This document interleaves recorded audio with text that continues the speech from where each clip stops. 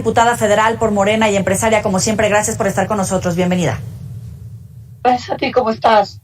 Un gusto tenerte por acá. Juan Carlos Romero Hicks, diputado federal por el PAN, también bienvenido. Buenas tardes, Yoli, Roy, Pati, buenas tardes. Y Roy Campos, que Hola, no nos deja nunca en esta mesa. Muchísimas gracias, bienvenido. Pues comencemos con el debate. Hay algunos que dicen que es la mayor derrota del presidente y de Morena, y otros dicen que la oposición le puso el último clavo al ataúd y Morena ganará el 2024. ¿Qué es para ti, Pati? En realidad, quiero remontarme al origen de todo esto, que fue la ley de la industria eléctrica, que fue el primer intento de normar lo que realmente se necesitaba para el país. Era permitir que la Comisión Federal de Electricidad despachara los contratos que tiene de largo plazo en su subasta, y con eso mejorar sus ingresos y minimizar sus pérdidas. Y la parte correspondiente a que se tomara en cuenta que la electricidad es un servicio público, no un servicio comercial, lo que hace que en automático sea sujeta de subsidios y bajas tarifas para la gente que más lo necesita, como son los campesinos, como son los sistemas de agua, como son los alumbrados eléctricos de los municipios. La inconstitucionalidad que se amparó ante la ley hizo que el presidente decidiera dar un manazo mucho más fuerte, mucho más, digamos, extremo, de pedir este cambio en la reforma eléctrica, en la reforma eléctrica, que cambiaba la constitucionalidad de algunos artículos como el 25, 26, 28 de la Constitución. Pero en realidad, si los traslapas, son pocas las cosas que se ganaban con esa reforma eléctrica.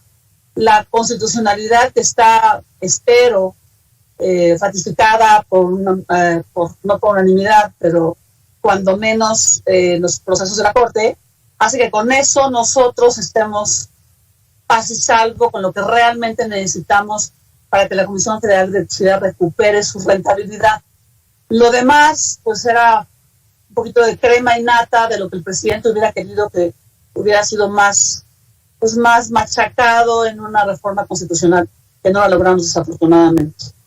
¿Era más crema y nata, diputado? O como dice, por ejemplo, Gerardo Fernández Noroña, dice que con eso la oposición quedó sepultada y Morena va a ganar el 2024, o como dicen en la oposición, el PRI y el PAN es la mayor derrota para el partido Morena y el presidente.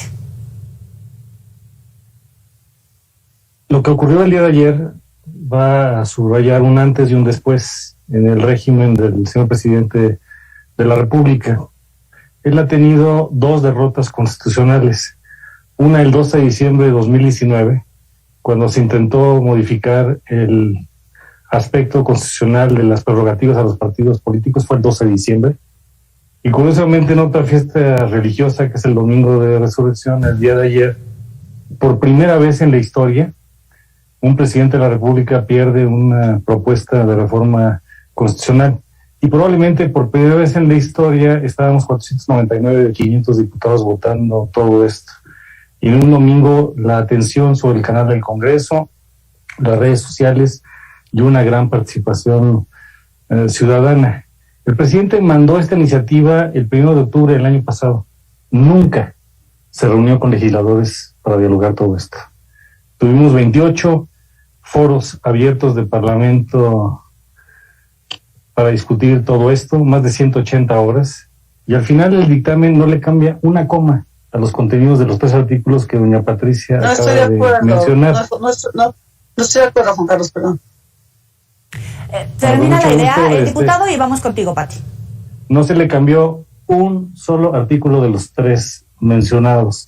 En letra chiquita, en subterfugios de legislador, y lo ha sido ya en 5 ocasiones, mediante transitorios intentan hacer unas cosas. Los transitorios son, su nombre lo indica, la ruta a seguir para la transición de todo esto.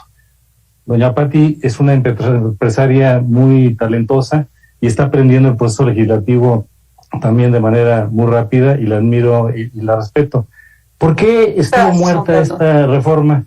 Porque no tiene una visión de futuro. ¿Qué es lo que hace? Regresa al México de 1960 con el presidente López Mateos, en una economía cerrada, sin preocupaciones ambientales como las tenemos el día de hoy, y no atiende tres pilares fundamentales que cualquier mercado tiene hoy en día. Primero, un regulador autónomo, que lo quiere minimizar, que es el centro de la Comisión Reguladora de Energía. Segundo, un operador independiente, que es el SENACE. Y tercero, el despacho eficiente de la electricidad por parte de Comisión Federal. Crecí al otro lado de Comisión Federal de Electricidad en Guanajuato. Muchos de mis amigos de la primaria, la secundaria y la universidad eran hijos de trabajadores. Mi primer trabajo profesional fue en Comisión Federal. Hoy lo que necesitamos es una Comisión Federal fuerte y sólida, con ciencia, tecnología e innovación. Necesitamos una industria eléctrica también fuerte, y esto no es lo que se está haciendo. Y vamos a regresar al Museo de Arqueología Política, a un monopolio de Estado, en donde prácticamente el control estaría para poder ser atendido por Comisión Federal, y con muchos déficits, daños ambientales, daños a la salud. No hay ninguna certeza en la propuesta de que se abarataría el costo de la luz. Tendríamos que incurrir en subsidios. En fin, hay una serie de aspectos muy importantes que lamentablemente no se dieron la oportunidad de ser escuchados. Patricia, adelante. No, perdón, Roy. A nosotros nos sonó como música a nuestros oídos cuando el PRI hizo propuestas de sus 12 puntos, y yo inmediatamente hablé con la coordinación y les dije, todos son atendibles. Y los estuvimos viendo y estuvimos cambiando el dictamen. El dictamen no pasó a puño y letra y a tinta y tintero de como el presidente lo cantó. Ni siquiera le pedimos autorización, por cierto, se lo comunicamos. Y atendimos 9 de los 12 puntos de una manera que nosotros creíamos que era atendible.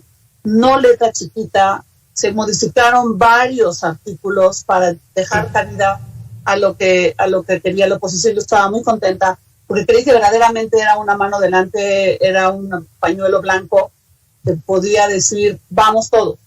Verdaderamente festejé ese día de una manera impresionante, porque con puño y letra estuvimos corrigiendo el dictamen para que todo entrara de la manera en que ellos querían.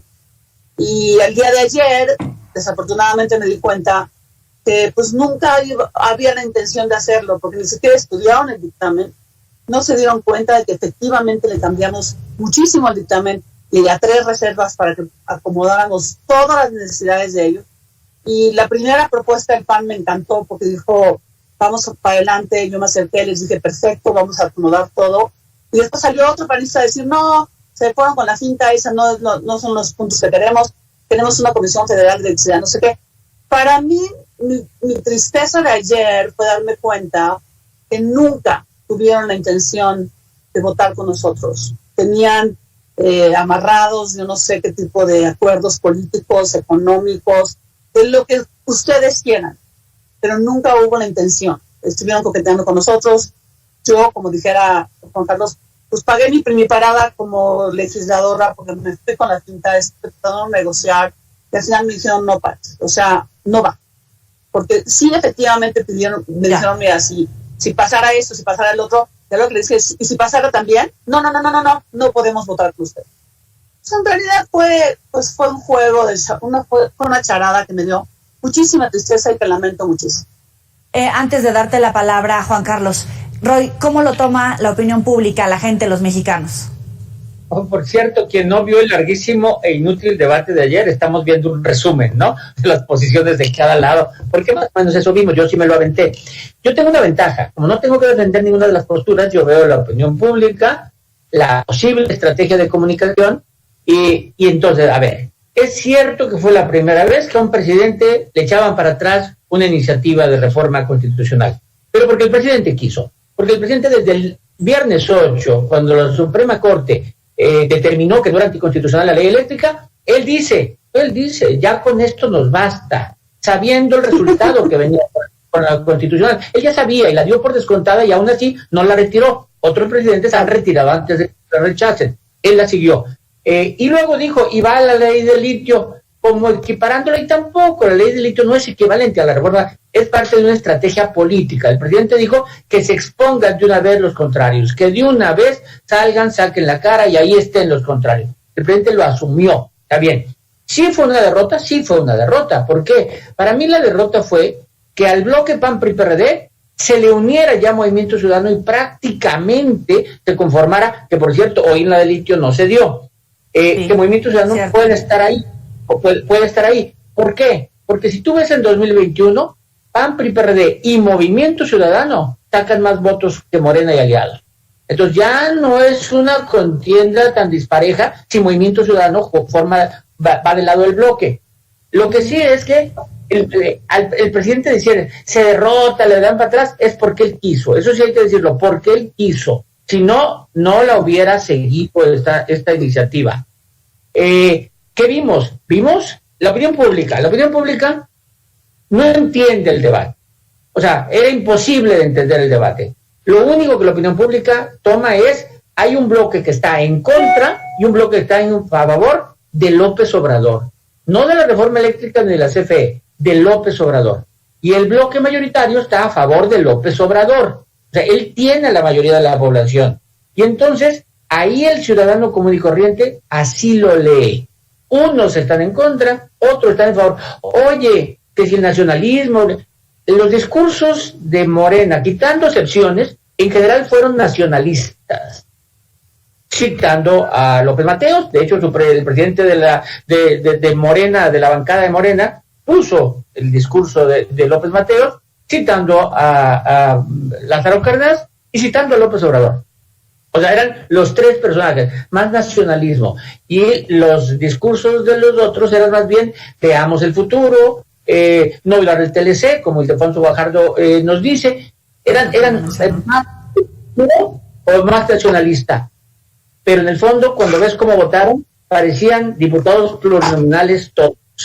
Para aquellos que los quieren desaparecer, no había diputados de distrito, había diputados plurinominales todos.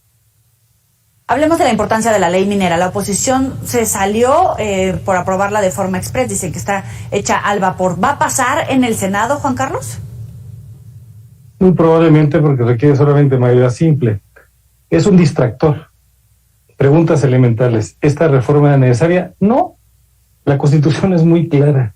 Todo el subsuelo es propiedad de la nación. Cuando el presidente de la República nos dice hoy en la mañana que va a nacionalizar el litio, miente y desconoce todos los contenidos de carácter legal.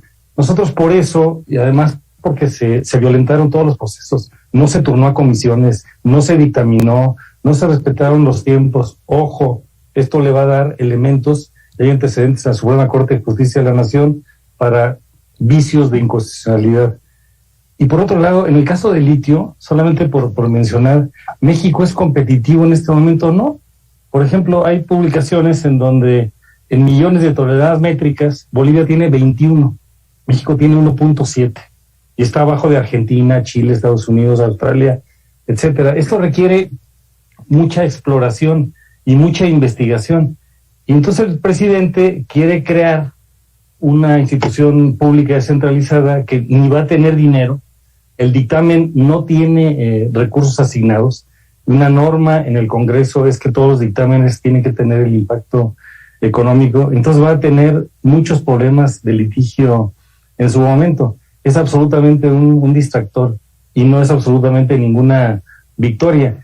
Si llegara a constituirse este orden público descentralizado que no tiene dinero, de aquí a que revise las concesiones, las modifique, las cierre o tenga investigación, esa tecnología o ya no va a existir o va a ser absolutamente irrelevante. Es un error de una ocurrencia para distraer la atención. En el caso de nosotros, por razones procedimentales y por elemental respeto que nos debemos, solicitamos una acción suspensiva. La mayoría no la concedió y entonces no tenía caso hacer esto. Y en el ánimo de que esto se ventile en otros espacios que serán seguramente de carácter jurídico, nos abstuvimos en la votación. Es un error de una consecuencia de una propuesta de una reforma eléctrica mal diseñada. Pues en realidad era como complementar lo único. Si recuerdas, la reforma eléctrica completa venía con la parte del litio. La única parte que nos faltaba de los objetivos que teníamos para estabilizar precio, porque al darle a la CFE la capacidad de despachar antes de las energías limpias todos sus contratos legados, principalmente las hidroeléctricas, con eso nos basta, la verdad, y la parte del servicio público. Pero venía pegada a la parte del litio, no entiendo por qué el presidente la puso completamente adentro, y pues tocaba completarla, pues, o sea, lo que necesitábamos. Ya nuestros objetivos creo que los logramos, estoy contenta. El presidente interpreta esto como un acto democrático. Ya hay varias veces el presidente le han dado reveses en la corte, ahora en el legislativo. Y pues lo que dice es la primera vez que yo recuerdo que a un ejecutivo le votan una reforma, y es a un acto democrático, porque por lo general había concertaciones, incluso hasta evidencias tristísimas de corrupción, de moches y de cosas por el estilo. Entonces, la verdad, estoy tranquila, me siento frustrada porque me preparé un año para defenderla técnicamente, para entenderla, para apuntalarla, y pues la verdad es triste. Pues sí, es una derrota. Para mí sí es una derrota. Fuertes palabras. Entiendo que todos se tienen que ir, pero antes de cerrar, ¿cómo se va a reflejar en el índice de aprobación del presidente? Obviamente con miras a las elecciones próximas y por supuesto a las presidenciales, Roy. A ver, hasta ahorita todo abril el presidente le ha ido muy bien en la preferencia, todo abril. O sea, ¿por qué? Porque ha logrado el debate centrarlo en su persona, ¿no? En la parte de la consulta, en la parte de la reforma, alrededor de él. Y cuando él polariza alrededor de él, él gana. Él gana, ¿por qué? Porque normalmente coloca en su discurso en la parte baja, que es la mayoría de las personas. Entonces, hasta ahorita, ahora, no sé hacia adelante incluso si esto siga, el debate eléctrico. No sé si siga, ¿no? Morena dice, voy a hacer campaña en los estados para exponer a los traidores a la patria. A lo mejor les hace un favor, no estarlos exponiendo, decir, aquí está el contrario de la 4C, que en algunos lugares pueden estar felices porque no hay nadie que los enfrente, ¿no? Entonces, si va a empezar a posicionar gente, a lo mejor hasta un favor les hace. No sé, pero mientras el presidente fije el debate que él quiere, normalmente gana. Y normalmente, coincido con Carlos, lo de la ley del litio, no sé si llamarle distractor, pero no tiene ninguna dimensión. Cuando ves la votación es 0 en contra. No ha habido ningún empresario, analista, organismo internacional, nadie dice estoy en contra. O sea, ¿por qué? Porque es algo que ya estaba y estamos de acuerdo en que ocurra. Entonces, no es de la misma dimensión, pero puede distraer. El presidente usa mucho este tipo de recursos porque mientras desaparecen mujeres, mientras sube la inflación, el debate es alrededor de él gana. Entonces yo creo, ¿cómo le va a ir? Yo no creo que le vaya a ir mal si el debate sigue por las causas que va. Pati. Pues mira, tuvimos 260 expresiones de información en los municipios del país para que la gente entendiera con loditos las bondades de la reforma eléctrica. Efectivamente, ahora lo veo en términos estratégicos y aprendiendo nuevamente que esto fue como para tomar en cuenta la convicción de la gente, como yo también lo estoy convencida de que la reforma eléctrica tenía como objetivo estabilizar los precios de electricidad y no dejarlos en manos monopólicas, privadas. O sea, pasar un monopolio estatal que puede controlar precios a de un monopolio ahorita de una docena de fondos que controlan ahorita el 60% de la generación de energía. Y yo recuerdo que en todos lados, pues el énfasis era en que la gente entendiera que era para ellos.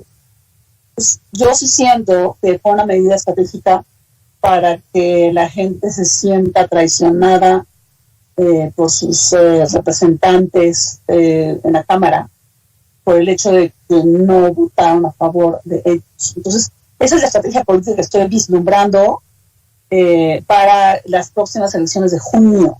Uh-huh. Yo he escuchado ya en los centros del DNA de Morena que los 6 de 6 son nuestros y posiblemente desde el principio era una movida con un objetivo político muy claro. Para mí también me queda muy claro que el PRI estaba principalmente estaba apostando su sobrevivencia. Lo escuché de analistas políticos sesudos, priistas. Ya, ¿para qué nos quedamos con 2 estados nada más? Mejor desaparecemos. No se diga el PRD. Y pues obviamente esto es un movimiento estratégico al 2024, como dirán los políticos. Yo no lo soy, pero lo estoy viendo de esa manera. Juan Carlos. Es curioso que las únicas 2 propuestas constitucionales que el partido de primera minoría, porque no es mayoría, nadie tiene mayoría directa, fueron el 12 de diciembre de 2019 y el 17 de abril, ambos en festividades religiosas. Para mí el mensaje, me voy a tomar la libertad de decir, es: San Lázaro, levántate y anda, camina. Hoy hay contrapesos de carácter constitucional y queda muy claro Ojalá. que una posible reforma electoral está fuera de foco, una posible reubicación de la Guardia Nacional Civil, la Secretaría de la Defensa también, y hoy son tiempos de prudencia, de humildad, de sensibilidad, de inclusión. Más allá de que el día de ayer no conectábamos y se dieron algunas expresiones inapropiadas de ofensa, y por eso yo celebro que hayan invitado a Patricia, porque es una mujer inteligente, preparada, y con la que se puede dialogar. Eso es lo que necesitamos en este momento. Nuestro país no se está comunicando en este momento, pero ayer quedó claro que ya no tenemos el país de un solo hombre y que esa persona no puede controlar el manejo de la propia Constitución, de que sí hay otras opciones, y más allá de todo eso, necesitamos quitarnos la soberbia. Estaré muy atentos al tema de la opinión pública. Nosotros consideramos, hablo en lo personal, que hicimos lo correcto. Yo he estado 4 veces en la boleta, en todas he ganado por más de 20 puntos, las diputaciones por más de 30 puntos de ventaja, y no es porque sea mejor, sino porque estamos cerca de un electorado que es actuante y que necesitamos fortalecer. Entonces sí va a haber un antes y un después, sea en la opinión pública y o en el manejo interno de la Cámara de Diputados. Patricia Armendáriz, Juan Carlos Romero Hicks, por supuesto Roy Campos, a los 3 muchísimas gracias por contrastar las ideas en un ambiente de respeto. No venimos a coincidir sino a escucharnos precisamente en este ambiente. Muchísimas gracias a los 3. Gracias a ustedes. Nos vemos, Roy. Nos vemos, Juan Carlos. Muchas gracias, Pati y Roy. Gracias. Me debes un café, Juan Carlos. Te debo un café. Pues inviten, porque hacen grupos, Pati. Porque hay que conspirar a favor de México, y conspirar viene de conspirar. Así es, Juan Carlos, así es. Muchísimas gracias a los 3, muy buena noche. Gracias. Bueno, ya sabe que puede recuperar estas y otras entrevistas en los próximos espacios informativos y las redes sociales. Vamos a hacer una muy breve pausa. Volvemos.